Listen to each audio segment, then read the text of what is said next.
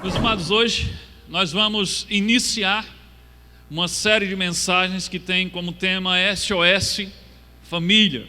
Isso tem a ver com alerta, com perigo. A família está em perigo, a família pede socorro. SOS Família. O nosso texto inspirativo é 1 Timóteo capítulo 5, versículo 8. 1 Timóteo capítulo 5, versículo 8, que diz assim: se alguém não cuida de seus parentes, e especialmente dos de sua própria família, negou a fé e é pior que um descrente. Já deu para sentir o tom da série por aí, né? Já começou forte. Mas deixa eu ler de novo, para ver se cai a ficha. Se alguém não cuida de seus parentes, e especialmente os de sua própria família, negou a fé e é pior do que um descrente. Ele está falando aqui para quem? Para crentes. Ele está falando para pessoas que pelo menos dizem que servem a Deus. Ele está dizendo: olha, se você não cuida da sua família, você é pior do que aqueles que não acreditam em Deus. Se você não cuida dos de sua casa, se você não os protege, você é pior do que aqueles que não acreditam e consequentemente não servem a Deus. Então esse é o tom dessa série SOS Família. Não é brincadeira, é sério. A família está em perigo. A minha família está em perigo, a sua família está em perigo, e a gente não pode brincar com esse assunto. A verdade, existe um movimento bem articulado e muito bem divulgado e patrocinado pela mídia, que tentam estabelecer um mito, uma mentira, e a mentira é de que a família está se fragmentando naturalmente, ela está se destruindo naturalmente, e por isso ela está se reinventando também naturalmente e assumindo outras formas de família. Por quê? Dizem eles, porque o jeito tradicional, a composição tradicional de família está obsoleta, está ultrapassada, ela não atende mais às necessidades do homem contemporâneo, do homem de hoje. Então estão dizendo para nós de que naturalmente é um processo natural, não tem ninguém investindo nisso. Naturalmente a família está se esfacelando, ela está se acabando. Existem muitas vozes lá fora dizendo que a família está acabando, que ela não é relevante, que ela é ultrapassada, que é coisa do passado. É uma instituição falida. Nós vemos isso sendo muito bem articulado e tem muita gente cega que não consegue ver de que existe um projeto para a destruição da família. Esse projeto não é local, nem nacional, mas é global. E existem alguns meios que estão muito empenhados e muito dedicados em divulgar e promover essa mentira. E um dos meios que tem mais trabalhado para isso e mais contribuído é o meio artístico. Pelo menos aquela parte do meio artístico que a mídia tem dado visibilidade. E no meio artístico nós vemos que tem sido trabalhado valores anti-família, valores para destruir família. Nós vemos nos filmes, nas novelas, no teatro, na música, nas artes.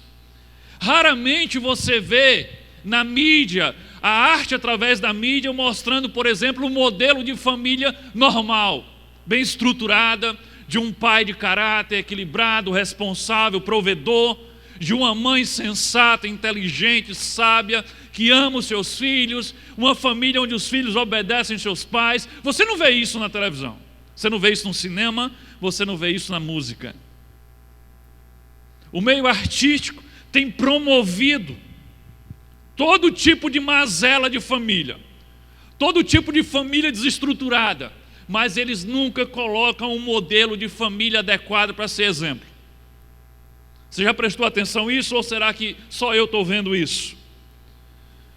A gente vê todo tipo de aberração de família nas artes e na mídia, mas a gente não vê um modelo de família bem estruturado para servir de exemplo. Ontem eu estava assistindo um jornal na noite no Band News, e em um momento lá a apresentadora falou dos filmes que estariam estreando no cinema essa semana agora. Eu não me recordo o nome do filme, mas me recordo direitinho o que ela falou do filme. É um filme americano, está sendo lançado agora essa semana, e foi planejado para ser lançado agora por causa da alusão do Dia das Mães. E ela, lá no jornal, ele fala um trechinho do filme, que ela diz que conta a história de 3 mulheres e como elas se relacionam com a ideia da maternidade. E uma das mulheres é mãe solteira, mãe de 2 filhos, e ela vive se desdobrando para conseguir criar os 2 filhos sozinhos. O outro modelo, né, a outra personagem do filme, é uma mãe de uma menina, de uma filha adolescente, que vive numa crise de relacionamento e vive as brigas com essa filha adolescente. E a outra mulher é uma mulher que decidiu não ter filhos, porque ela queria investir e dedicar a vida dela à sua carreira profissional. Então o filme, que é lançado na Semana das Mães, retrata 3 mulheres, uma mãe solteira, uma mãe que vive em crise e as brigas com a sua filha adolescente, e uma outra que despreza o ter filho porque ela quer se dedicar à carreira, porque a carreira profissional é mais importante do que a maternidade. Eu digo, e cadê a mãe sensata, que ama os seus filhos, que é equilibrada e que educa os seus filhos? Por que não botaram no filme também? Botaram todo tipo de desajuste, mas não coloca um exemplo de uma mãe equilibrada? De uma família funcional? Então será que isso é por acaso? Toda hora que você olha, você vê aberrações ou famílias destruídas, mas você não vê eles tendo o interesse de colocar uma família bem estruturada. Qual a intenção? Talvez você não tenha atentado para isso, mas a partir de agora você presta atenção. Isso não é por acaso. Isso não é por acidente. Qual a intenção? A intenção é mostrar o caos e mostrar que a família é um fracasso. É mostrar que a família é uma instituição falida, que não vale a pena você perder o seu tempo lutando para salvar a sua família ou querendo constituir uma família, pelo menos nos moldes tradicionais, como Deus a fez e como nós a conhecemos. Na música, a mesma coisa. As músicas que nós temos hoje, no meio secular, a maioria prega valores antifamília. Nós temos as gerações de jovens, e não só essa geração, mas algumas gerações anteriores também, crescendo e tendo como ídolos cantores e homens que são verdadeiros canalhas, infiéis, adúlteros, viciados, e que cantam esses valores nas suas músicas. Já dizia Cazuza, que não é nem do meu tempo, mas já dizia que os meus heróis morrem de overdose. Então nós temos uma juventude aí fora que está crescendo e tendo como ídolo esse tipo de cantor e esse tipo de música que fala de valores perdidos, valores antifamília, de prostituição, de traição, de bebedeira, de um cara para ser macho ele tem que ter várias mulheres, de que mulher é para aguentar isso mesmo. Ou não é isso que a gente escuta? E aqui no Nordeste isso é muito mais forte, na música nordestina. Eu estava pensando sobre isso quando estava preparando a mensagem e lembrei que um dia desse aí, sei lá, uns 20 dias atrás, um mês atrás, eu vi uma reportagem falando sobre crise econômica e falando sobre os cantores mais bem pagos do Brasil, aqueles cujo cachê era o mais alto. E para minha surpresa, lá tinha dizendo que o cantor mais bem pago do Brasil é um cara que só o nome dele já é uma ofensa. Já sabe, né? O nome do cara é Wesley Safadão. Olha o nome do cara. O nome dele já está dizendo o que é que ele prega. Aí me ocorreu esse negócio, eu disse, eu vou fazer uma pesquisa rápida. Gente, eu não tive trabalho. Eu botei no Google e botei assim, letra de música de Wesley Safadão. Eu só botei isso.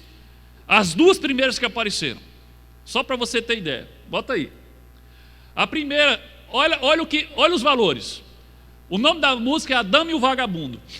Diz assim: A gente briga e separa, a gente separa e volta. Eu levo tapa na cara, eu que apanho e ela chora. É um modelo perfeito de casamento, de relacionamento entre um homem e uma mulher. A nossa juventude está crescendo com isso aí. Aí uma outra, essa que é desmantelada mesmo. O nome da outra é aquele 1%, mas não é 1% dos homens. A música diz que ele tem 1%. Tá? Aí ele diz assim, começa assim, eu estou namorando todo mundo. Olha como começa, estou namorando todo mundo. Ele, 99%, ele é um anjo perfeito, mas 1% dele é vagabundo. Aquele 1% é vagabundo, safado, e elas gostam. Tira daí.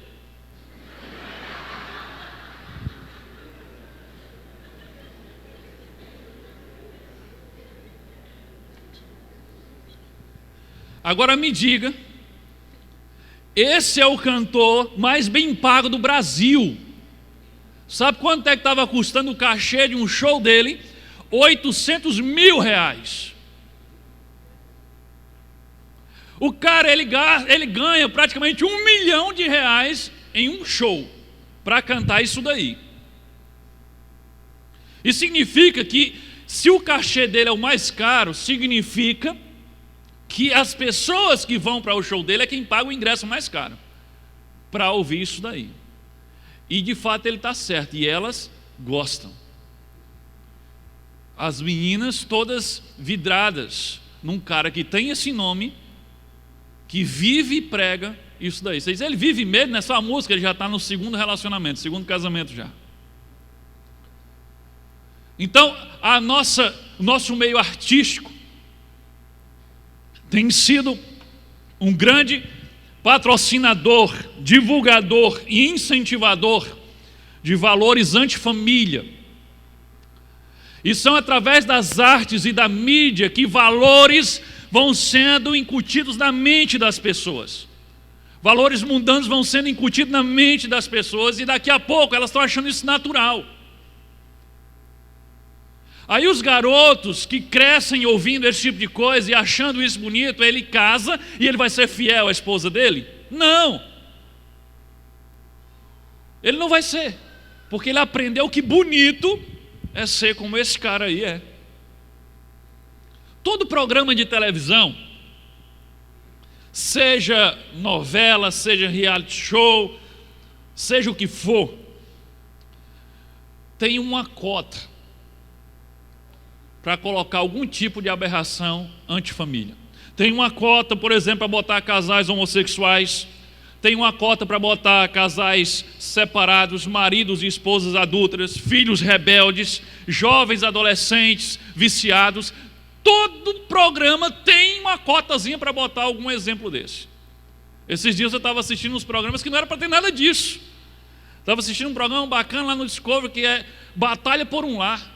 O cara teve uma ideia muito legal, o programa. São vários casais que trabalham numa disputa, reformando uma casa, e a casa vai para aquele que ganhar, sei lá, uma coisa assim. Mas um programa muito legal.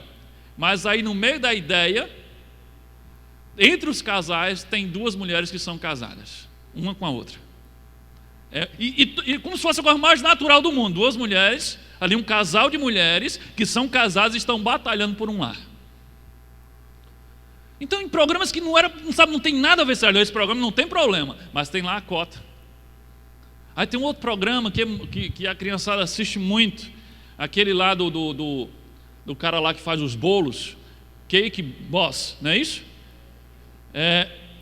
Não, esse programa não tem nada de ruim. Aí estava lá, o cara chegou lá para encomendar um bolo. Eram dois homens que iam se casar e foram lá encomendar o bolo, e o programa girou todo em torno do casamento desses dois homens que iam se casar e queriam um bolo de casamento. Um programa de fazer bolo, gente. Me diga se tinha necessidade, mas isso é pensado. Isso é pensado. Isso é de propósito.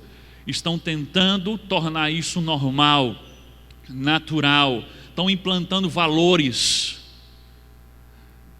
Estão reprogramando as próximas gerações para que a família seja destruída.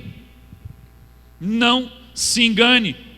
E tudo isso está acontecendo, sabe onde? Na sala da nossa casa. Não se engane. Existe um plano global, bem arquitetado, para a destruição da família. E por trás desse plano existe uma filosofia.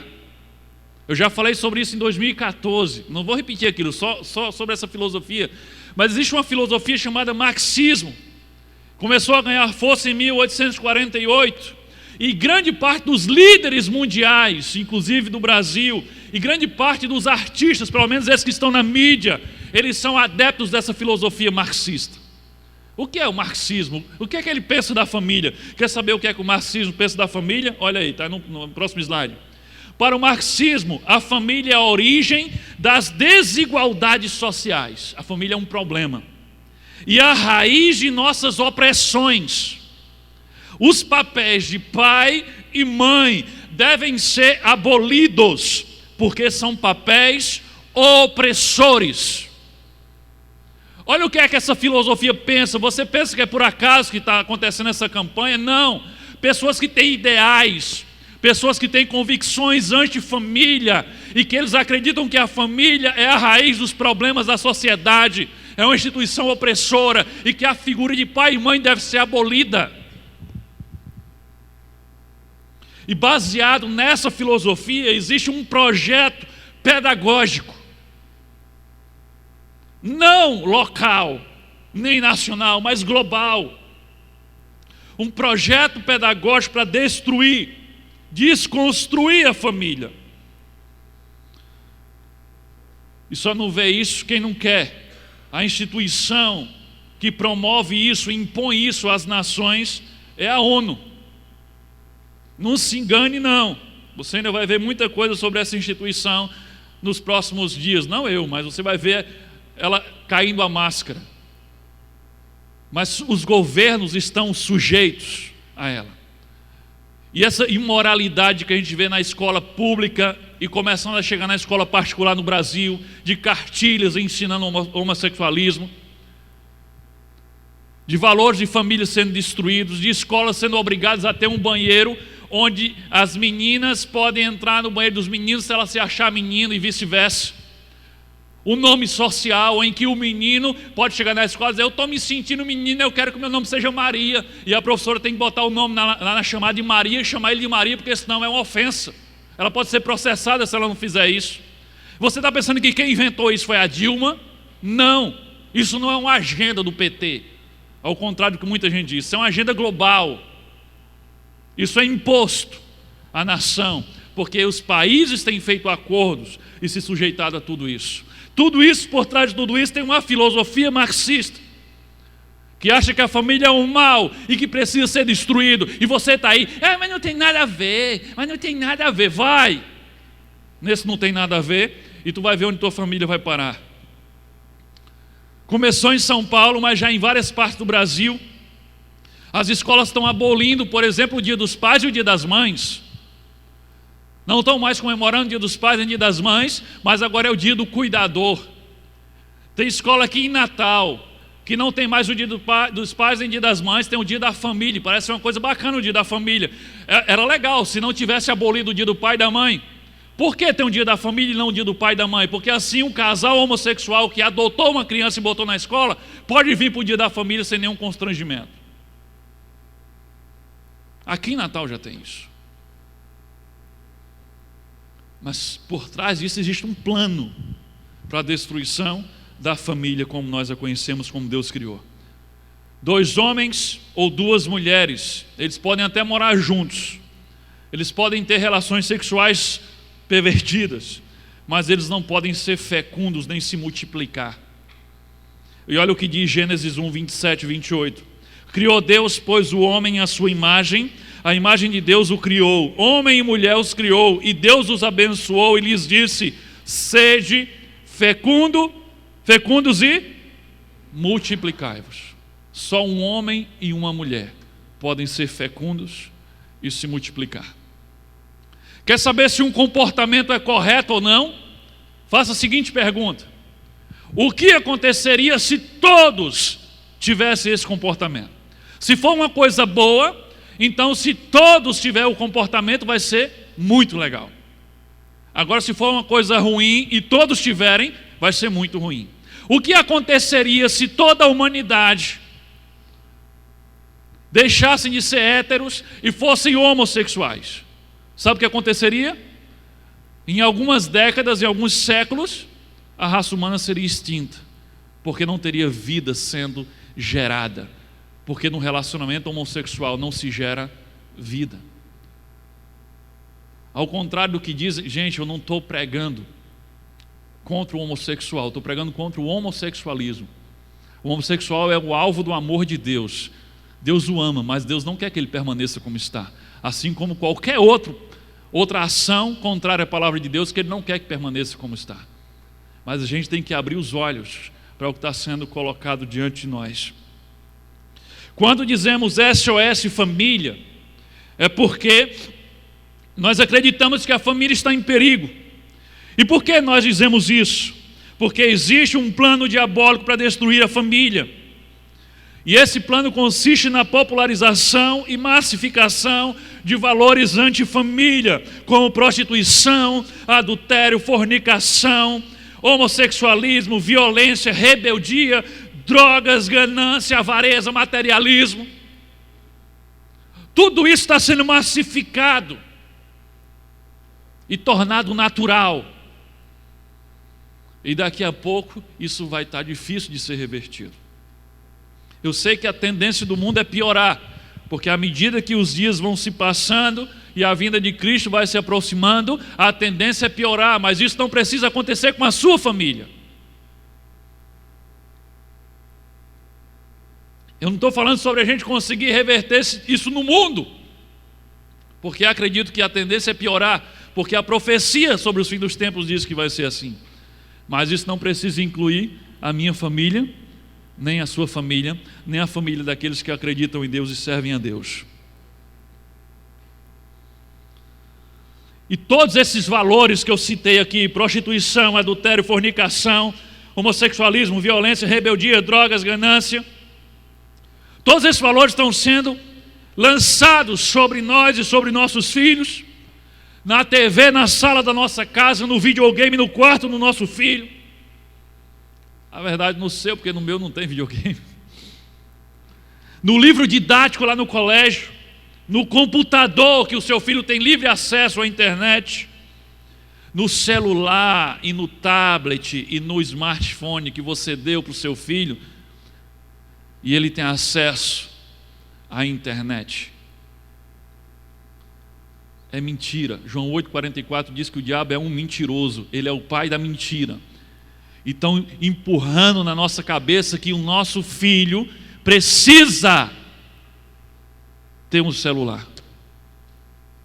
Eu não sei como é que eu sobrevivi, porque o primeiro celular que eu tive foi com 18 anos, eu mesmo comprei. Eu não sei como é que eu sobrevivi. Um dia uma mãe, já faz algum tempo, no primeiro ano lá na escola, uma mãe chegou na escola, porque na escola, no colégio, a gente não permite que os alunos entrem com nenhum aparelho eletrônico. E a mãe protestou. Não, minha filha tem que entrar com o celular, porque e se cair um avião em cima da escola? Ó. E se cair um avião em cima da escola e minha filha ficar lá e ela tiver que pedir socorro lá nos escombros? Parece mentira, né? Mas esse foi o argumento da mãe para dizer que a filha dela tinha que entrar na escola com o celular. E a filha dela tinha 10 anos. Era questão de segurança, era uma necessidade indispensável. Mentira, não precisa. Não precisa. Não precisa. Isso aqui é um portal para que o diabo comece a botar um monte de valores na cabeça do seu filho. Se tem acesso à internet, aí ele precisa muito ter o contato. Então compra aqueles fajutinhos que só liga e recebe. Pronto, sem acesso à internet, faça isso. Se a necessidade é falar com o seu filho. Agora, por que tem que ter acesso à internet? Se liga, abre os olhos. Estão querendo roubar os teus filhos e você está dando de mão beijada. Não precisa nem roubar, você está entregando. Então, através dessas coisas, esses valores têm sido empurrados na mente da família, principalmente os nossos filhos. Tudo isso debaixo do nosso nariz e às vezes patrocinado por nós. Patrocinado por nós. Então eu pergunto: você tem algum plano específico para proteger a sua família? O diabo tem um plano para destruir a sua família. A pergunta é: você tem algum plano para proteger a sua família? A primeira coisa que nós precisamos para proteger a nossa família é conhecer, viver e ensinar a verdade de Deus dentro da nossa casa. E hoje eu quero ajudar você tratando sobre algumas verdades que a Bíblia revela a respeito de família. Então a pergunta que vamos responder hoje é a seguinte: o que a Bíblia nos ensina sobre família? Essa é só a primeira de algumas perguntas que vamos responder hoje. O que a Bíblia nos ensina sobre família? Complete aí no seu esboço. A família é atemporal, ou seja, ela não está sujeita a tempo, ela sempre existiu. Ela é a base da sociedade em qualquer lugar do mundo, em qualquer época. Nunca existiu uma época em que os seres humanos existiram sem ter a família como base. Nunca existiu uma sociedade em que não existia a célula familiar como base.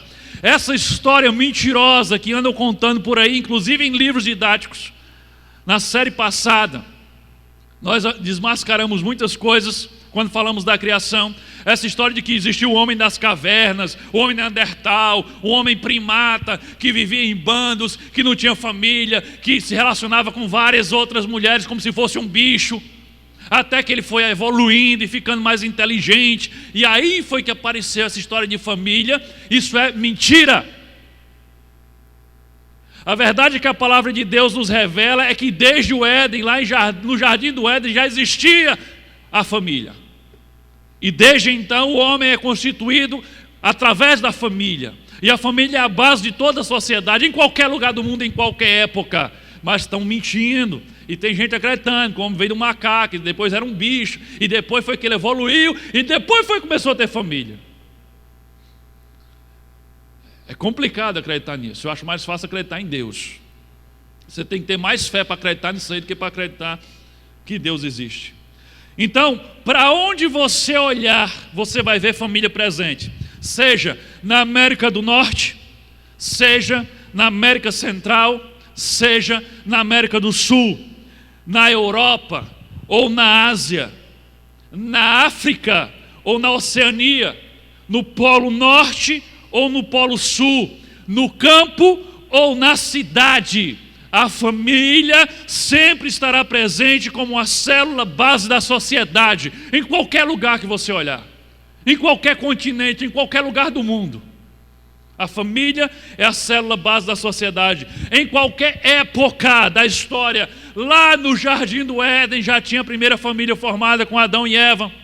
Passando depois pela Idade Média também tinha família. E nos dias de hoje também tem família. Inclusive essa daí eu conheço. Então, em qualquer lugar do mundo, em qualquer época da história, sempre existiu família. Família é a base da sociedade. Deus rapidamente criou o homem e rapidamente entendeu: não é bom que o homem esteja só. A família foi a primeira instituição criada por Deus, ainda no Éden. Gênesis 2:24. Por isso, deixa o homem pai e mãe, e se une à sua mulher, tornando-se os dois uma só carne. Gênesis, qual o capítulo? 2. É o início da história da humanidade. E já estava Deus juntando o homem e a mulher para serem os dois uma só carne. Isso é matrimônio, isso é família. Então nunca existiu essa história de que em algum momento o homem não vivia em família e até que ele evoluiu passou a viver em família. Mentira. A verdade que a Bíblia diz e que a Bíblia ensina é que o homem foi criado para viver em família desde o jardim do Éden. Então a família é atemporal, ela é a célula base de toda a humanidade, de toda a sociedade. Segunda verdade que eu quero frisar para você, e essa eu quero que você abra bem o olho. A família tem o diabo como seu maior inimigo. Lembra que a gente falou aqui na série passada sobre a eternidade, sobre céu, sobre inferno? E nós vimos até uma pesquisa que mostra que tem muita gente que acredita que Deus existe, mas não acredita que o diabo existe. Não pode, você não pode crer que Deus existe, que Jesus é o Filho de Deus e que o diabo não existe. Porque Jesus falou que o diabo existe. Então, se o diabo não existe, Jesus é um grande mentiroso. Então não tem como você acreditar que Jesus existe, é o Filho de Deus e o diabo não existe. É uma verdade. A primeira tática de guerra do inimigo é fazer com que você baixe sua guarda. E nada mais oportuno do que fazer você acreditar que ele não existe. Então a família tem o diabo como seu maior inimigo. João capítulo 10, versículo 10, a parte A, diz assim: o ladrão não vem senão, e ele está falando aqui, não é do ladrão normal. O ladrão não vem senão para roubar, a matar e a destruir. É tanto que na sequência Jesus diz: eu vim para que tenham vida e vida em... Jesus estava falando dos dois lados, ele e o seu inimigo, o nosso inimigo. Ele não estava falando do ladrãozinho de galinha. Ele estava falando algo no plano espiritual. Então ele está falando: o ladrão vem para roubar, para matar e para destruir. O diabo é o maior inimigo da sua casa, da sua família. Ele quer matar, roubar e destruir. Então, quer um conselho? Não torne-se um ajudante do diabo, não. Ele já faz esse trabalho bem feito. Ele já sabe roubar bem, matar bem, destruir bem. Você não precisa se tornar um agente dele dentro da sua casa. Você não precisa e nem deve colaborar com ele, porque às vezes nós nos tornamos colaboradores do ladrão que quer roubar, matar e destruir a nossa família. Às vezes, na verdade, o diabo fica de braços cruzados enquanto a gente mesmo destrói.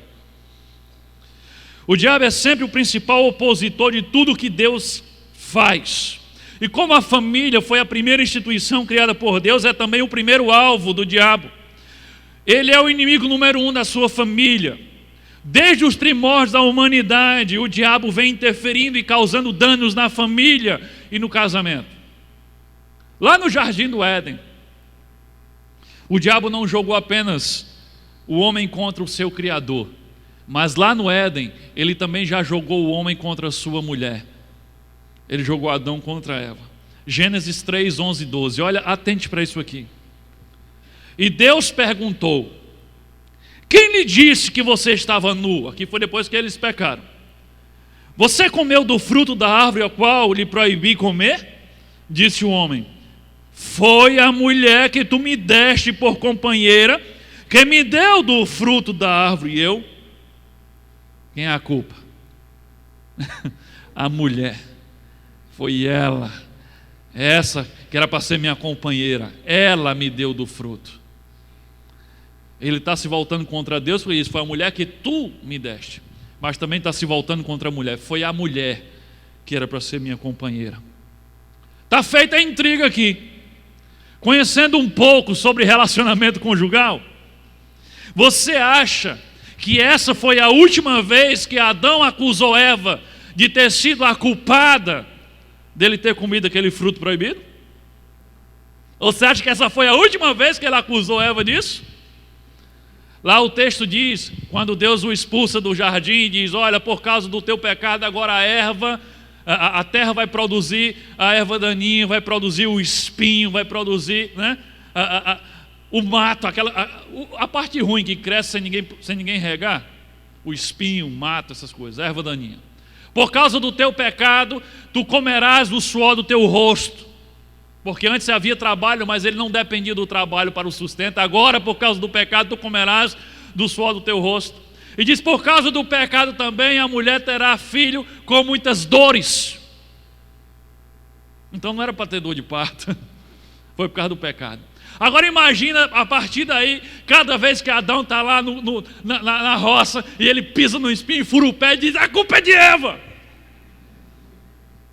Quando ele chega em casa, só o bagaço de trabalhar, ele diz, a culpa é tua, infeliz. Eva está lá, sofrendo para dar luz a Caim, depois a Abel, depois a Sete, ele diz, bem feito. É claro que eu estou supondo isso, mas se ele na conversa com Deus já estava acusando Eva, o diabo já estava colocando uma seta de discórdia e de divisão entre o homem e a mulher. Ele é o principal inimigo da família. 1 Pedro 5,8 diz assim, sede sóbrios, vigiai, porque o diabo vosso, o quê? Anda em derredor, bramando como um leão, buscando a quem possa tragar. O que Pedro está dizendo aqui é que o diabo, ele é que é o nosso adversário. Presta atenção, sua esposa não é a sua adversária. Seu marido não é o seu adversário. Seus filhos não são seu adversário. Seus pais não são seus adversários. O diabo é o seu adversário. Você está com a família do lado, olha para eles assim, eu não sou seu adversário. Diga, olha para ele, diga aí.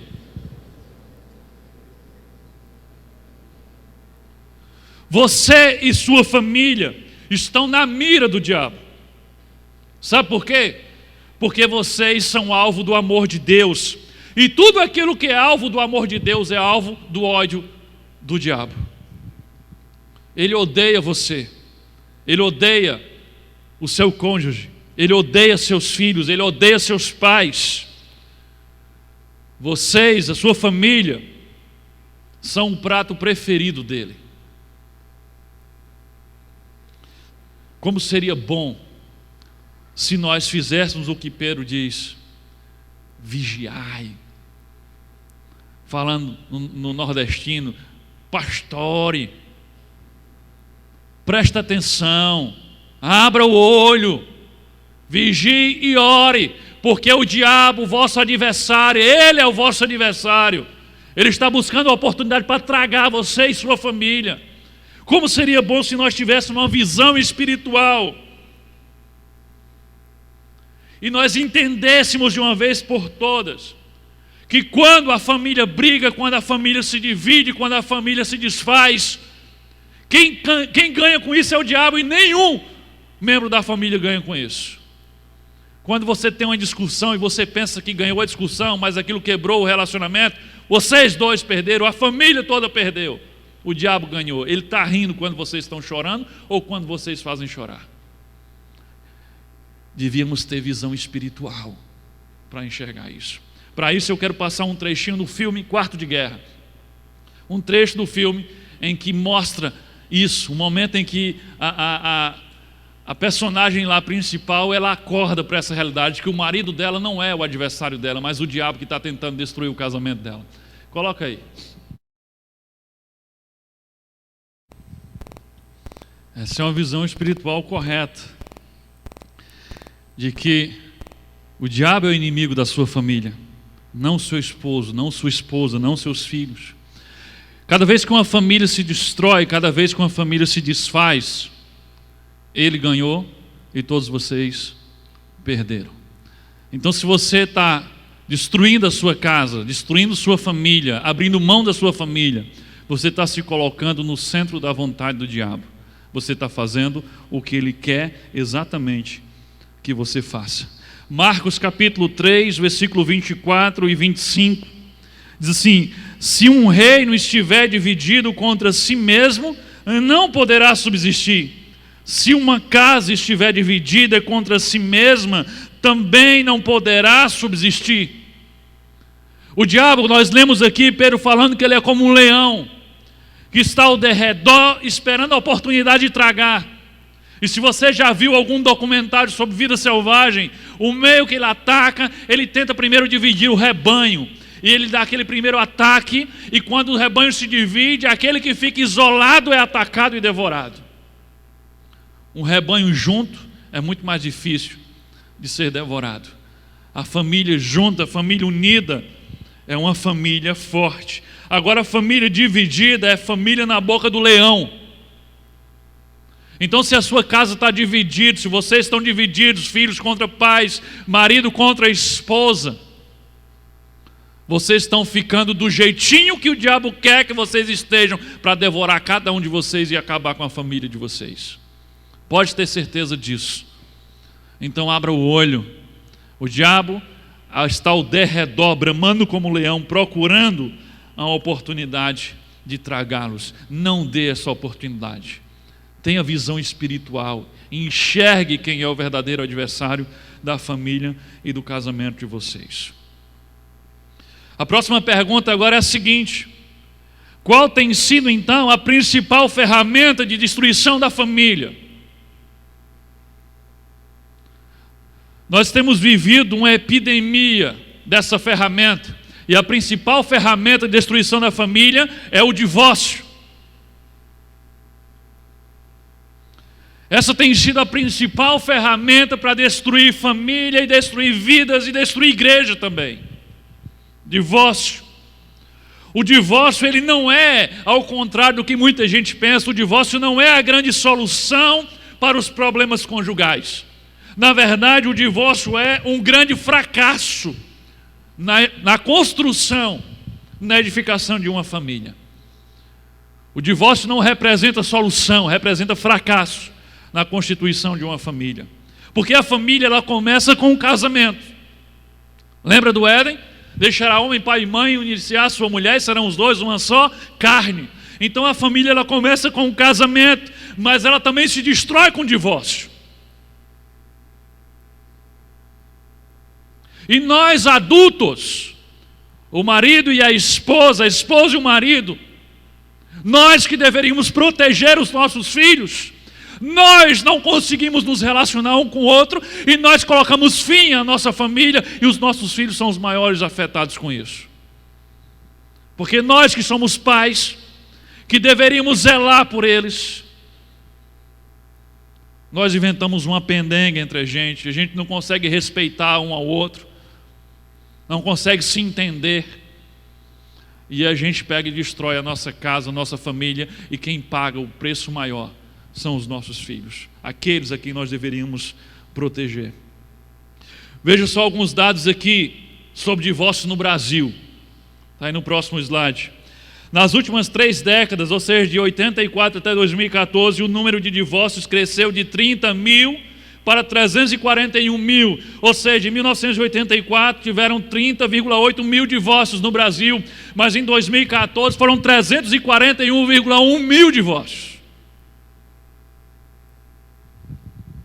Olha o que o IBGE, olha a avaliação do IBGE.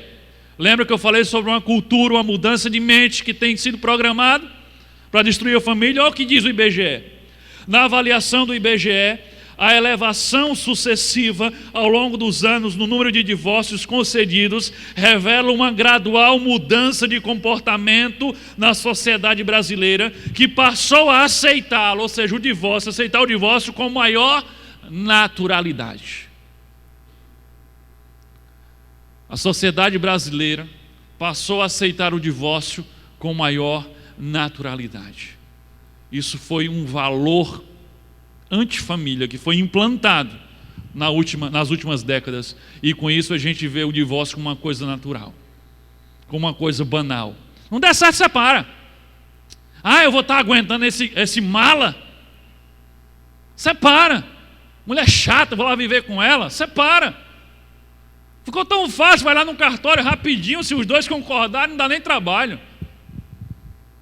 Então, muito normal. Agora, olha esse próximo aqui, divórcio na igreja. Eu não consegui encontrar dados no Brasil, aqui é dados nos Estados Unidos, mas daqui a pouco, você sabe, né, o que começa lá, termina se espalhando.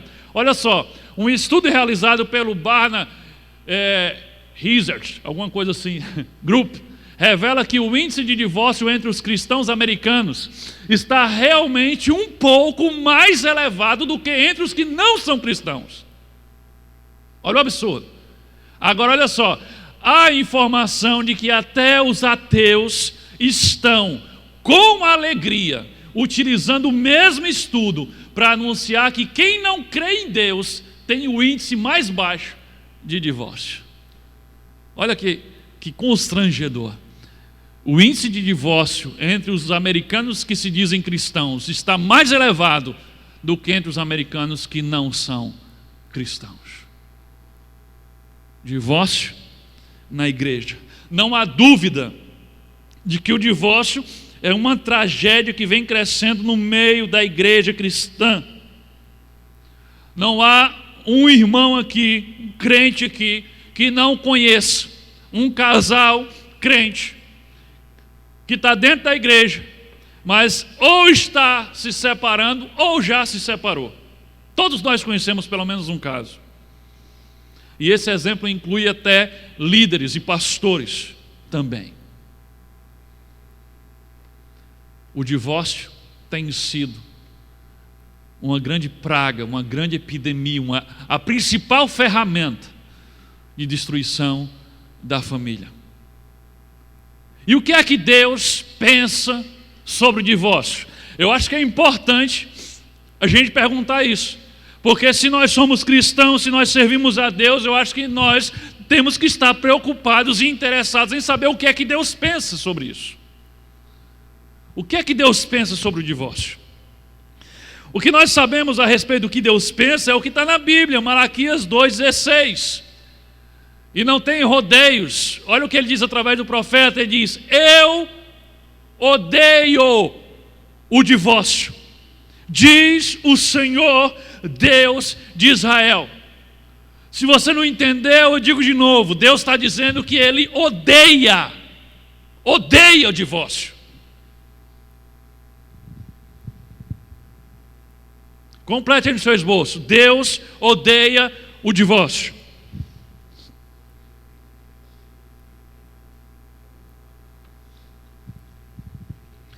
Diante disso, fica então uma pergunta que para mim é intrigante. E a pergunta é: por que está aumentando no meio evangélico um comportamento que Deus odeia?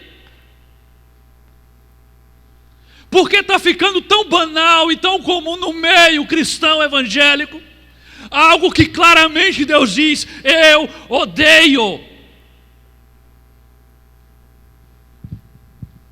Será que alguém pode me explicar isso?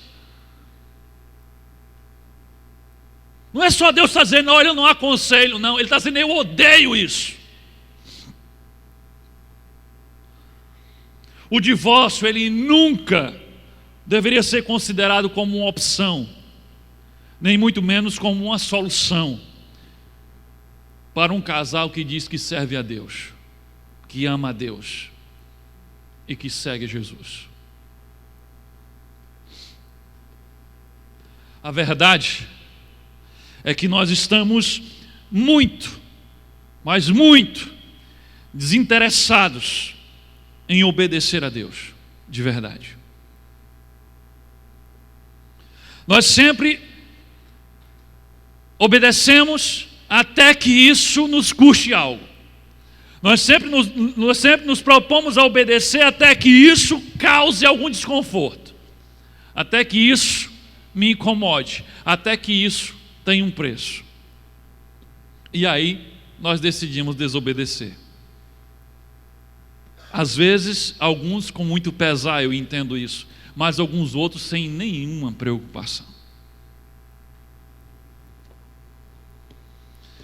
Eu concordo sim que eu tenho que obedecer a Deus, eu concordo, mas espera aí, aguentar esse mala do meu marido também já é demais, isso aí eu não aguento. Eu concordo que eu tenho que obedecer a Deus, mas aí aturar essa mulher insubmissa, aí também é demais, né? Eu concordo que eu tenho que obedecer a Deus, mas respeitar esse meu pai cachaceiro, esse meu pai mau caráter, aí também já é demais, né? Então você para de brincar de ser crente.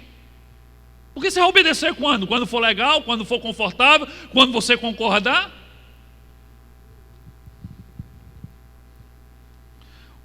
O que é mais importante para você? É ter uma vida tranquila ou obedecer a Deus? Por que eu pergunto isso? Porque a maioria dos casais, muitos estão se separando simplesmente porque não consegue se entender. Diz, minha vida virou um inferno, porque esse cara é chato, porque essa mulher é chata, e a gente não se entende mais, a gente não aguenta mais viver junto, vamos separar. Porque eu quero viver feliz, eu quero viver tranquilidade, eu quero viver paz. Para você o que é mais importante? É viver tranquilo ou obedecer a Deus? Deus não nos mandou para essa terra para termos uma vida confortável e tranquila. Nem muito menos nos mandou para essa terra com o objetivo de sermos felizes aqui. Não foi isso. Ele nos mandou para cá para nos prepararmos para a eternidade. Não para viver uma vida tranquila e nem para ser feliz. A nossa felicidade está em Cristo, não nas circunstâncias. Nós estamos aqui para nos prepararmos para a eternidade. Se você está considerando o divórcio, então você está planejando se colocar fora do centro da vontade de Deus. É isso. E no mundo espiritual só existe duas vontades: a de Deus e a do diabo. Se você não estiver fazendo a vontade de Deus, automaticamente você está fazendo a vontade do diabo. Porque a vontade do diabo é que você não faça a vontade de Deus. Não precisa ser um monstro, um mau caráter. Não, só basta você não estar fazendo a vontade de Deus. Você está no canto que o diabo quer que você esteja. Então, se você está planejando, considerando o divórcio, então você está planejando sair do centro da vontade de Deus e se colocar onde o diabo quer que você esteja. E deixa eu dizer uma coisa para você: fora do centro da vontade de Deus é um lugar muito perigoso para um cristão estar. Para qualquer pessoa, mas para um cristão principalmente. Então, reavalie a sua decisão ou a sua inclinação. Vamos continuar. Então, o que é que a Bíblia então diz sobre o divórcio? A Bíblia como um todo. Aquilo é Deus falando diretamente, mas vamos ver a Bíblia, Jesus, Paulo. Primeiro, complete aí o divórcio. Agora vamos destrinchar esse negócio aqui. O divórcio é uma exceção, não é uma regra, é uma exceção concedida por causa da dureza do coração do homem. O divórcio é uma exceção, é um acidente concedido por causa da dureza do coração do homem. Mateus 19, verso 3 ao 8, olha só o que diz. Alguns fariseus aproximaram-se dele, de Jesus, para pô-lo à prova, e perguntaram-lhe: é permitido ao homem divorciar-se de sua mulher por qualquer motivo? Por qualquer motivo? Ele respondeu: vocês não leram que, no princípio, o Criador os fez homem e mulher, e disse: por esta razão, o homem deixará pai e mãe e se unirá à sua mulher, e os dois se tornarão uma só carne? Vocês não leram isso, não? Continua: assim, eles já não são dois, mas sim uma só carne, uma só pessoa. Portanto, o que Deus uniu, ninguém o separe. Perguntaram eles: então por que Moisés mandou dar uma certidão de divórcio à mulher e mandá-la embora? Jesus respondeu: Moisés, ele não está nem dizendo que foi Deus, Moisés lhes permitiu divorciar-se de suas mulheres por causa da dureza do coração de vocês. Presta atenção, mas não foi assim desde o princípio. Ou seja, esse nunca foi o plano de Deus para o casamento. Qual é o plano de Deus? Que aquilo que Deus uniu, ninguém separe. Ele diz: Moisés concedeu o direito de vocês darem carta de divórcio, mas por causa da dureza do coração de vocês. Mas não foi assim desde o princípio. Esse não era o plano de Deus. E quando Jesus diz assim: aquilo que Deus uniu, não separe o homem. Os dois para ser uma só carne, não são mais dois, mas agora são apenas um. E o que está unido por Deus, que não separe. O que Jesus está dizendo aqui é que duas coisas, depois de terem se juntado, se fundido a ponto de se tornarem uma única coisa. Ele não está falando de duas coisas que bota assim perto, coladinho, não. Ele está falando de duas coisas que se unem, que se fundem, que se tornam uma só coisa. Ele está dizendo uma coisa, duas coisas que se unem, que se fundem a ponto de se tornar um só, não podem ser simplesmente separados. Não podem voltar a ser um como antes. Não podem. Vou usar um exemplo para vocês aqui. Olha só o próximo slide. Eis aí um casal. Batatinha e o Batatão. Isso aí é um casal. Qual o jeito de pegarmos essas duas batatas e uni-las de tal forma a se tornarem uma só substância? Passa aí o slide. Esse aí mesmo. Fazer um purê. Então, para que essas duas batatas se tornem uma batata só, uma só substância, elas precisam ser misturadas, são descascadas, misturadas, e agora as duas batatas se tornaram um só. Mas as batatas não estão se entendendo lá dentro do purê, elas estão com problema de incompatibilidade de temperamento, e elas estão decididas a se separarem. Agora me diga, é possível separar esse purê e termos de volta as duas batatas como antes?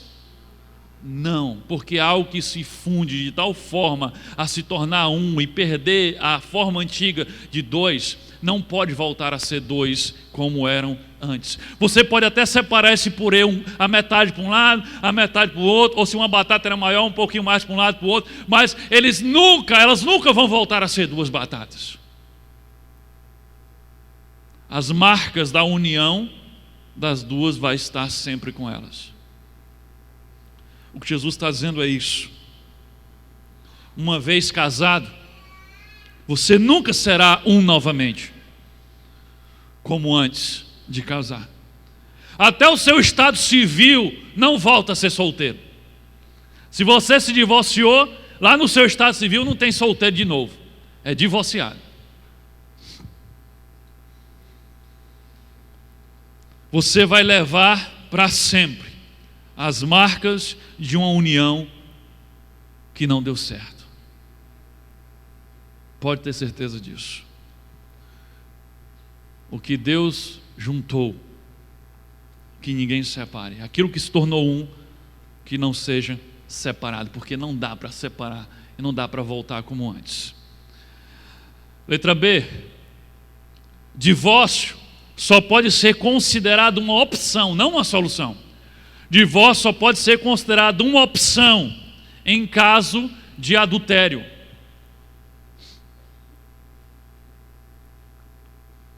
Mesmo assim, é uma opção. Mas lembra? Deus diz que nunca foi assim o plano inicial. O plano é que não haja adultério. E se houve, o plano é que haja arrependimento e perdão. Mas Jesus diz que em caso de adultério, o divórcio pode ser uma opção. Mateus 19:9. Eu lhes digo que todo aquele que se divorciar da sua mulher, exceto, ou seja, tem uma exceção aqui, exceto por imoralidade sexual, em algumas versões você vai ver adultério, e se casar com outra mulher, estará cometendo adultério. O que Jesus está dizendo? Se você se separar da sua mulher, entenda que aqui ele está falando para homens, para os fariseus, mas tanto faz se ele é separado do seu marido. Vamos tratar aqui. Se um homem se separar da sua mulher e não for por causa que ela adulterou, e ele se separar dela mesmo assim, sem haver adultério, e ele casar com outra, ele está o quê? Adulterando. Por que Jesus está dizendo que se ele se separar sem haver adultério e casar, está adulterando? Porque diante de Deus ele continua casado com a outra. Então ele está dizendo, exceto se houve imoralidade sexual, se houve adultério, se houve traição nessa área. Então você quer se separar só porque não está conseguindo se entender. Porque estão discutindo muito. Porque ele é insensível. Porque ele não é romântico. Porque ela não tem sido submissa. Porque ela é gastadeira.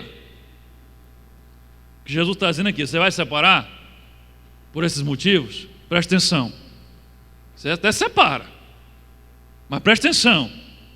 Você não vai poder se casar de novo. Você não vai se casar de novo.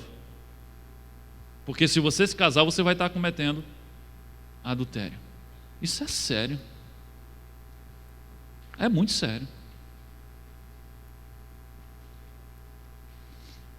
Então, se você está pensando em divórcio, mas nunca foi traído, saiba que uma vez divorciado, Jesus está dizendo que você deve permanecer sem se casar. Mas poucos têm essa disposição de obedecer depois da desobediência. O que é que a maioria faz depois que se divorcia? Mesmo assim, sem um motivo, sem adultério. Sabe o que é que a maioria faz? Não pensa em ficar só, não. A maioria sabe o que faz?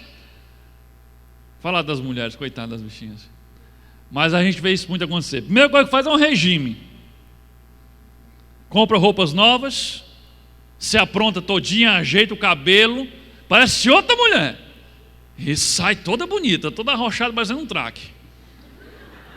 É quase que botando uma plaquinha, estou de novo no mercado. Ninguém pensa, de você e não foi por causa de adultério, vou ficar na minha. Vou levar o peso da minha decisão. Não. Na outra semana, já está no mercado de novo. É claro que tem as suas exceções. Esse mandamento que Jesus está ensinando aqui é tão sério, esse negócio. Olha, vai separar por qualquer motivo? Que foi essa pergunta dos fariseus. Olha, se você vai inventar esse negócio, então você não vai se casar de novo, não. Porque se você se casar de novo, você vai estar adulterando. Isso é tão sério que olha a reação dos discípulos de Jesus quando escutaram isso. Em Mateus 19:10, isso aqui é a reação dos discípulos. Eles disseram assim: os discípulos lhe disseram, se esta é a situação entre o homem e sua mulher, é melhor não casar. Olha como o negócio é sério. Os discípulos disseram, peraí, se é para ser desse jeito, que não pode separar por qualquer motivo, então é melhor até não casar. Porque casou, olha, é até que a morte os separe. Mas já que é impossível falar de divórcio sem falar do segundo casamento, deve estar um monte de pergunta aí, pastor, e o casamento, e o segundo casamento, não pode casar de novo nunca, não sei o quê. Pronto, eu imaginei que ia ter um monte de gente fazendo essas perguntas. Então a próxima pergunta é essa aí que você estava fazendo. O que a Bíblia diz sobre o segundo casamento?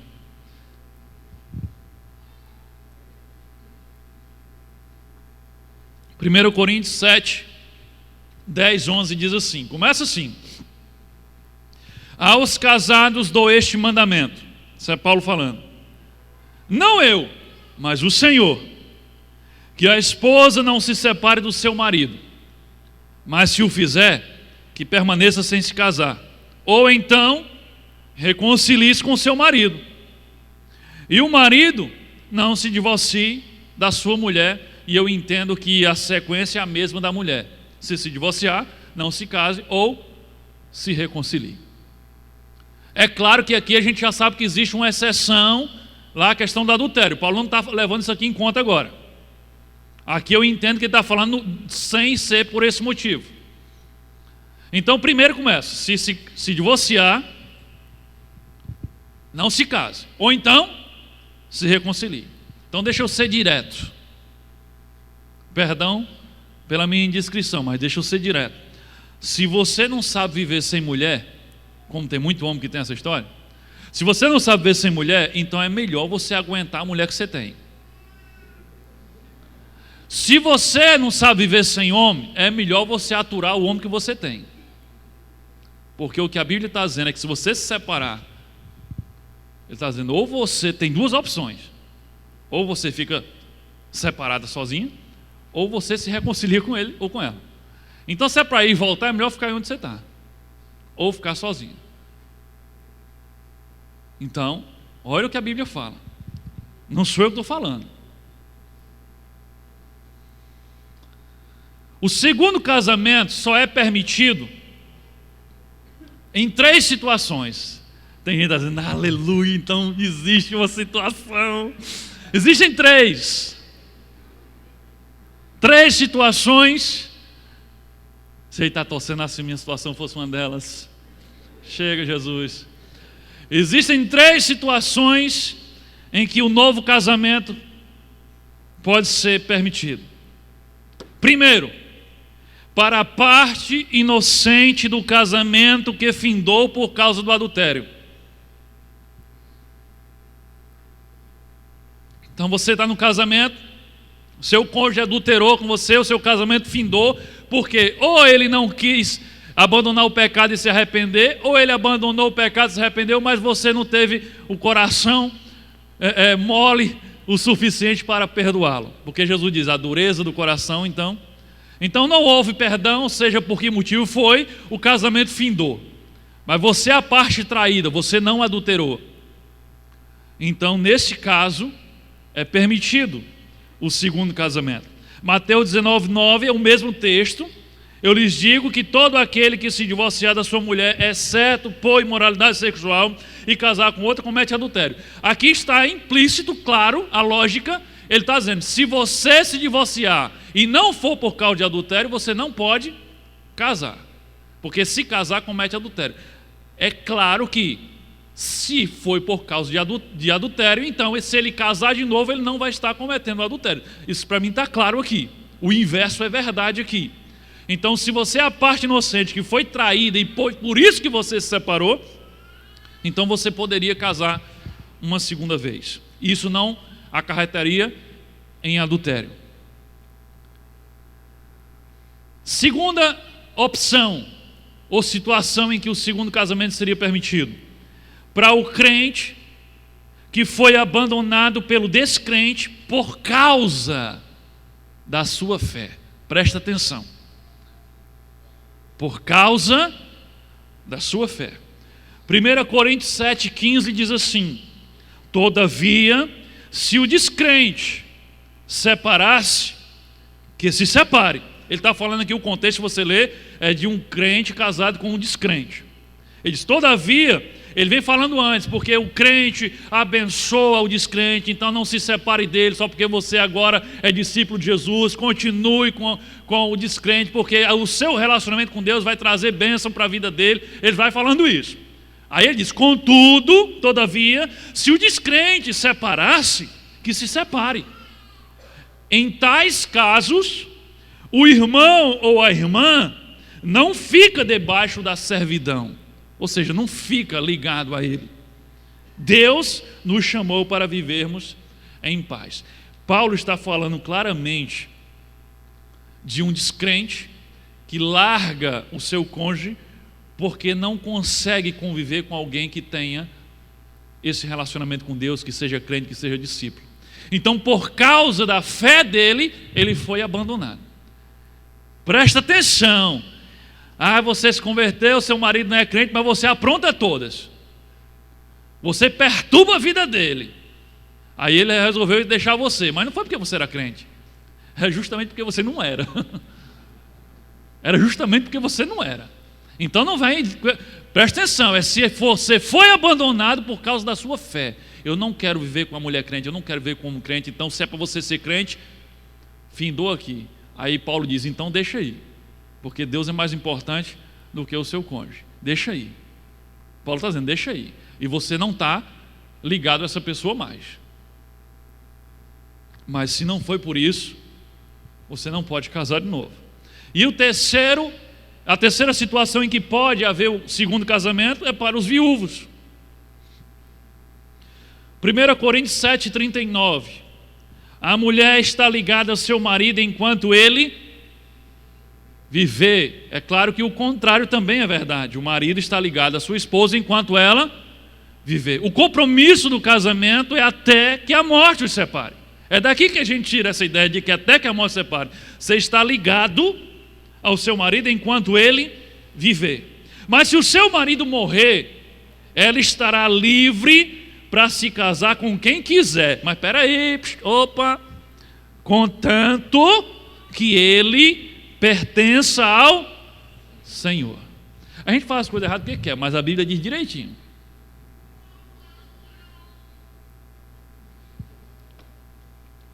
Então, se o cônjuge morreu, o outro está, digamos, desatado, desobrigado do compromisso. O compromisso é até que a morte os separe.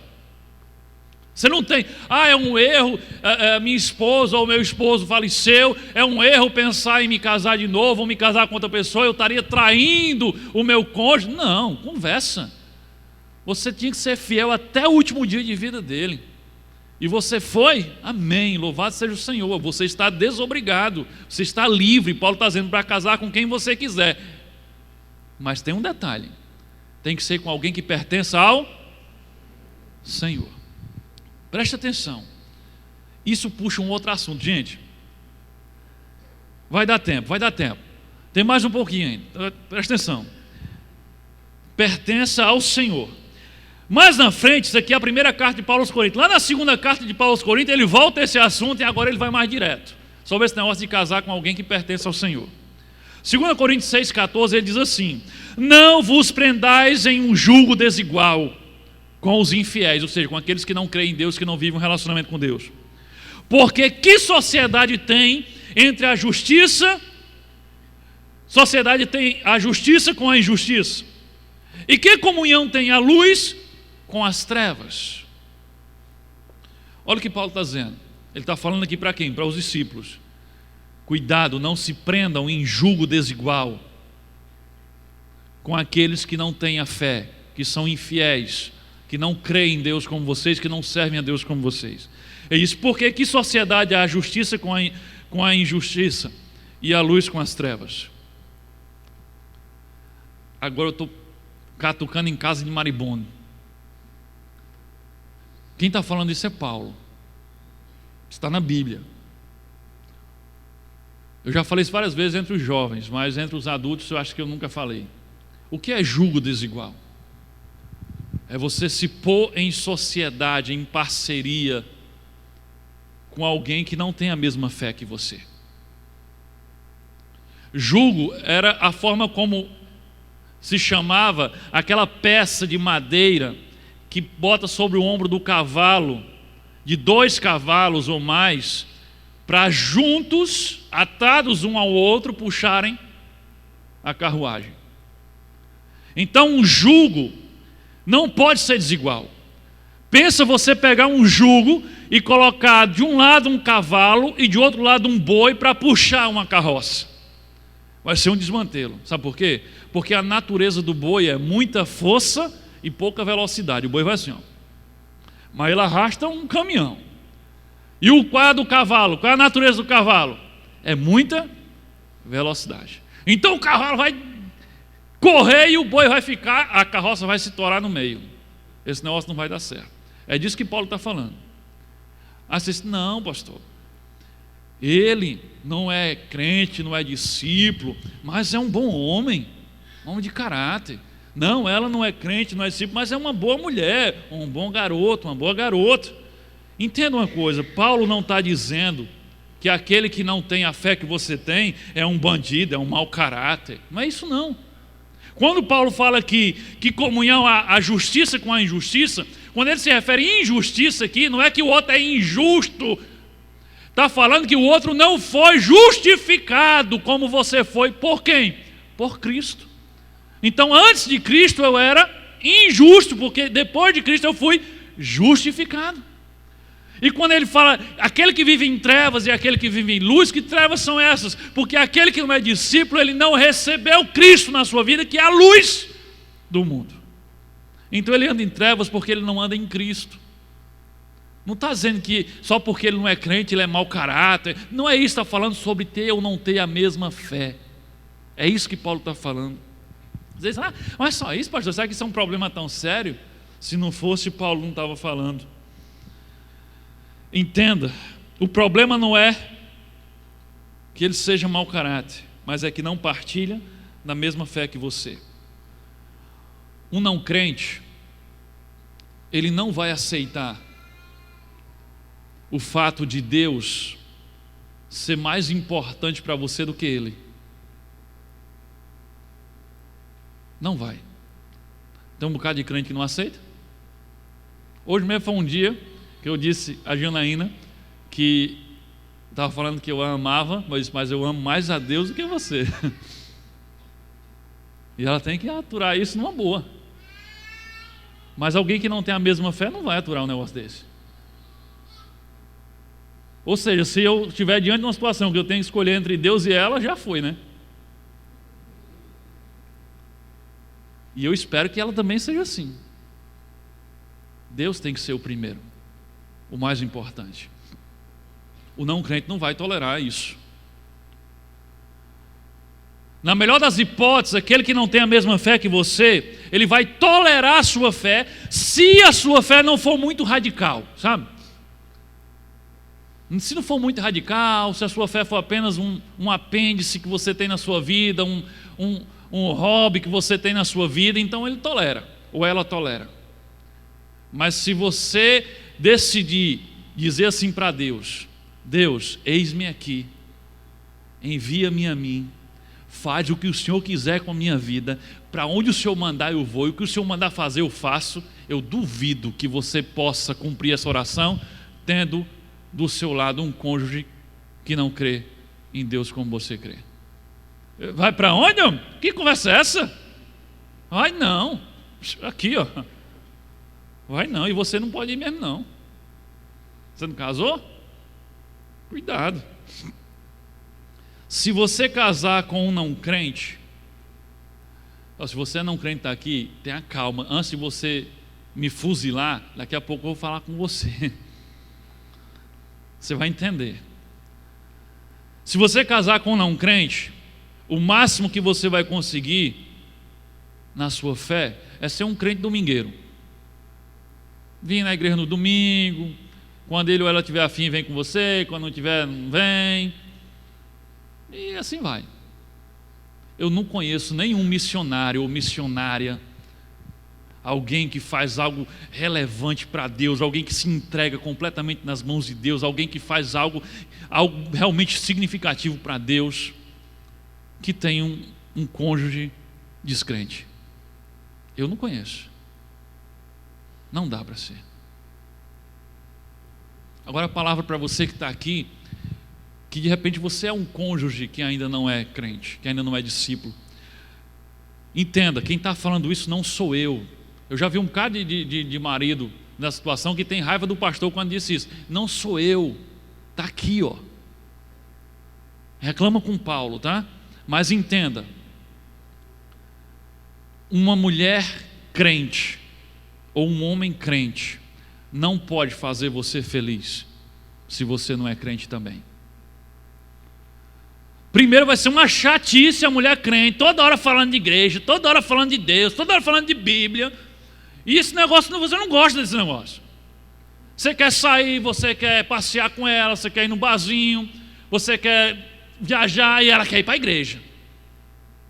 Quando vai com você, mas a cabeça dela está lá na igreja. Ou então ela não se envolve nas coisas que você se envolve. É sempre um negócio dividido, vocês nunca conseguem ser um mesmo. Então, das duas, uma, ou ela sai da igreja ou você entra na igreja, porque senão vocês vão estar sempre divididos. Ela chega em casa toda animada, contando as coisas do culto. Você diz, que conhece essa, eu quero saber de culto. Do outro lado, você também tem as suas coisas para compartilhar, ela não quer saber, porque ela não valoriza aquilo que você valoriza. Vocês têm valores diferentes, vocês têm fé diferente. Um não pode completar o outro. É disso que Paulo está falando, para prevenir para o crente, mas também para o não crente. Não tem jeito desse negócio dar muita liga. Eu vi isso dentro da casa dos meus pais. Meu pai é um homem bom, é um homem de caráter. Ele foi exemplo para mim em muitas áreas, mas ele não era discípulo. E eu nunca consegui ver o meu pai ser um com a minha mãe. Nunca vi. Nem ele era satisfeito porque ela não vivia a lógica dele, os valores dele, e nem ela era satisfeita porque ele não vivia. Então ela chegava em casa toda animada da igreja, ela não podia contar as coisas para ele, porque ele não queria saber, ele estava nem aí. E ela ficava sempre triste porque ela chegava na igreja e via as irmãs com os irmãos, e aquela alegria, e ele não queria ir. Eu vi isso o tempo todo dentro da minha casa. Agora, já depois, de idoso, ele veio tomar uma decisão e tem mudado um pouco a mentalidade dele. Mas eu vi isso o tempo todo. E meu pai é um homem de bem, é um homem de caráter, um homem que cumpre com seus compromissos. Mas eu estou falando que eles nunca conseguiram ser um de verdade. Então, entenda, aqui não tem a ver com preconceito religioso. Isso aqui é um conselho que serve para você também que não é crente, mas não vai servir para você, sabe por quê? Porque você vai entregar a sua vida a Jesus, vai se tornar um discípulo dele e vai andar em comunhão com a sua esposa ou com o seu esposo. Você vai servir a Deus e a luz vai brilhar na sua vida. E você vai ser justificado por Cristo e não vai haver mais injustiça conflitando com a justiça. Mas entenda isso. Para concluir, tem outra pergunta que não quer calar, mas não está mais aí no PowerPoint. Mas de repente você está assim, poxa, eu estou arrasado, porque eu descobri que a minha situação conjugal é uma situação que não se encaixa com o que a Bíblia diz. A minha situação conjugal configura em uma desobediência a Deus. E agora? Quem poderá me defender?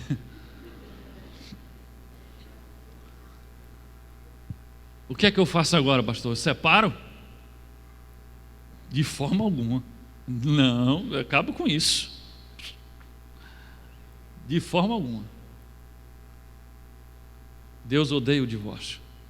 E o que é que eu faço então? Deixa eu dizer uma coisa para você. Deus quer que você cumpra as alianças que você faz. Se você fez uma aliança, mesmo que essa aliança tenha sido uma aliança que você fez sem consultar a Deus, mas você fez, Deus quer que você cumpra. Com base em que eu estou dizendo isso? Em Josué capítulo 9, versículo 14 e 16. Isso aqui é para a gente findar. Olha só, eu vou ler o texto, depois eu explico o contexto. Os israelitas examinaram as provisões dos heveus, mas não consultaram o Senhor. Então Josué fez um acordo de paz com eles, garantindo poupar-lhes a vida, e os líderes da comunidade o ratificaram com juramento. 3 dias depois de fazerem um acordo com os gibeonitas, os israelitas souberam que eram vizinhos e que viviam perto deles. Sabe o que foi que aconteceu aqui? Lembra, Moisés levou o povo, saiu do Egito, andou pelo deserto 40 anos, no final Moisés morre antes de entrar na terra prometida. Quem assume? Josué. Nós já estamos aqui sob a liderança de Josué. Eles atravessam o rio Jordão e a primeira cidade que eles encontram é quem? Jericó. E eles vão lá e as muralhas caem e eles invadem Jericó e destroem tudo, porque a terra de Canaã Deus havia prometido, mas diz, aquela terra está habitada e vocês vão exterminar o que está lá para a terra ser de vocês. Eles vão em Jericó, destroem Jericó, depois eles vão na cidade de Ai e destroem a cidade de Ai, e aí os gibeonitas que estão ali na região descobriram, ouviram falar disso, eita, estamos fritos. O povo de Israel está vindo aí e o Deus dele é forte, porque já tirou do Egito e a história toda, e agora derrubou Jericó e derrubou Ai, que é muito mais forte que nós. O negócio vai complicar para o nosso lado. E aí eles pensaram numa estratégia, vamos dar um jeito de enganar os israelitas para fazer uma aliança com eles, porque se a gente fizer uma aliança com eles, eles não podem matar a gente. E aí qual foi a ideia? Se você ler o texto todo, você vai ver. Qual foi a ideia deles? Foi assim, olha, vamos nos vestir de roupas gastas, de roupas velhas, vamos botar sandálias velhas nos pés, vamos pegar e botar uns cântaros de água e de vinho já tudo ressecado, e vamos pegar pão velho, já esfarelando, duro, e botar aqui dentro dos cestos, aqui nos animais, e vamos pelo deserto ao encontro, lá para o acampamento dos israelitas. Chega lá, vamos dizer que nós somos de um lugar muito distante e que de muito longe nós ouvimos falar do Deus dele, e nós viemos para fazer uma aliança com eles e para adorar o Deus dele, que é muito poderoso. E assim eles fizeram. Chegaram lá e os israelitas meio desconfiados, Josué meio desconfiado, e eles disseram: veja, olha aqui, está vendo esses pães secos? Quando nós saímos lá da nossa terra, eles estavam quentinhos. Caba mentiroso. Essas chinelas estão gastas de tanta gente viajar no deserto, as nossas roupas eram novinhas quando nós saímos de lá. E aí diz aqui no início do texto, diz o quê? Os israelitas examinaram as provisões dos heveus, que também eram chamados de heveus gibeonitas. Examinou as provisões, olhou o pão seco, viu a roupa, viu o chinelo, viu o cântaro de vinho já todo rachado, era novinho quando a gente saiu de lá. Mas diz, eles examinaram as provisões dos heveus, mas não consultaram o Senhor. O mais importante eles não fizeram. Eles checaram tudo, as provisões, o que é que tinha, a história que eles contaram direitinho, mas eles não consultaram ao Senhor. Tem um bocado de gente casando assim. Checa se é bonitinho, checa se tem emprego bom, checa se é direitinho, mas não pergunta o Senhor. Aí eles vão lá, não perguntam ao Senhor e decidem fazer aliança. E Josué faz aliança e os líderes juram, fazem um juramento de paz e de aliança com aquele povo gibeonitas.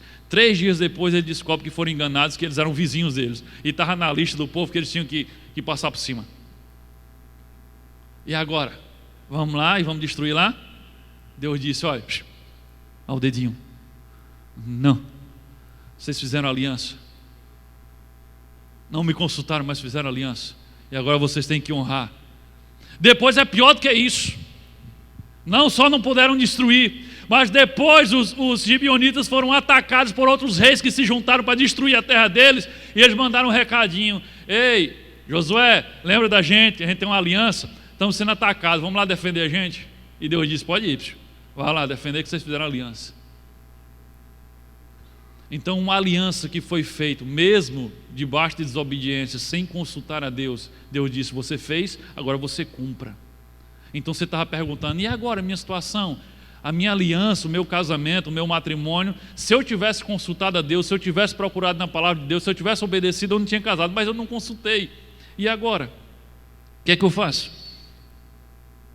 Deus quer que você cumpra a sua aliança. Separar coisa nenhuma. Cumpra. E seja o melhor marido que você pode ser. E seja a melhor esposa que você pode ser. Cumpra a sua aliança até o final. E não esqueça, obedecer a Deus é mais importante do que viver uma vida tranquila, calma e sem estresse. Você não está aqui para ser feliz, você está aqui para se preparar para a eternidade. Obedecer a Deus é a coisa mais importante. Amém? Que Deus nos abençoe. Fique em oração.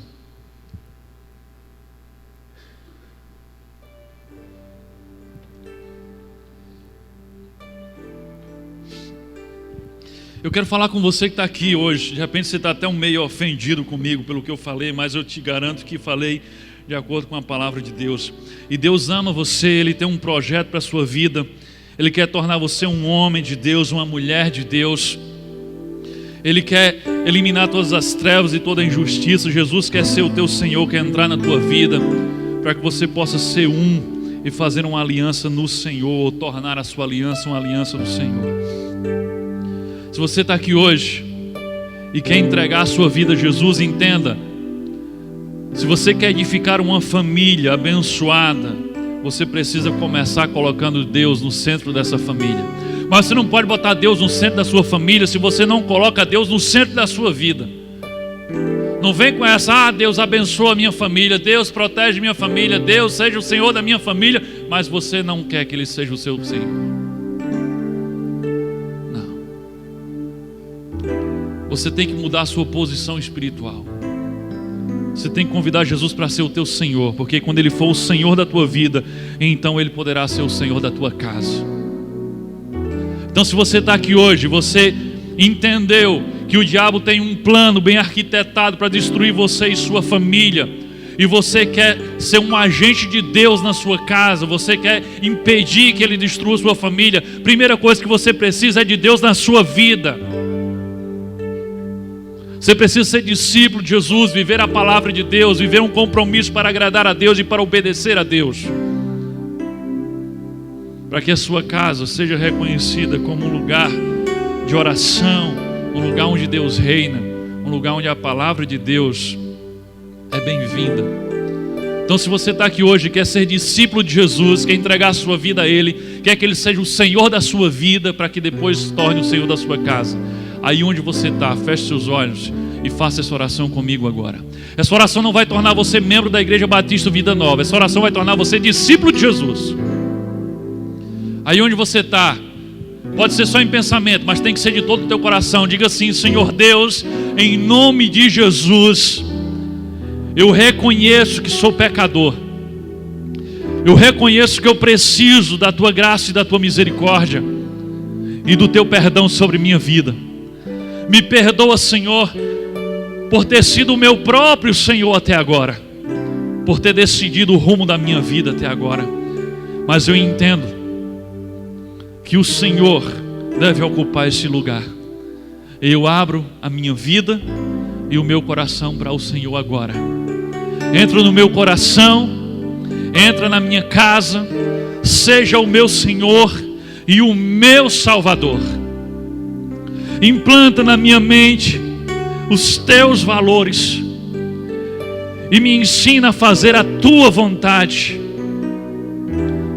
Me faz ser atraído por tudo que te atrai e me dá forças para rejeitar tudo aquilo que o Senhor reprova. É em nome de Jesus, aquele que morreu e ressuscitou ao terceiro dia, que eu te entrego a minha vida, Deus. Amém. E louvado seja o nome do Senhor. A minha família é bênção do Senhor. Me ensina a tratar minha família com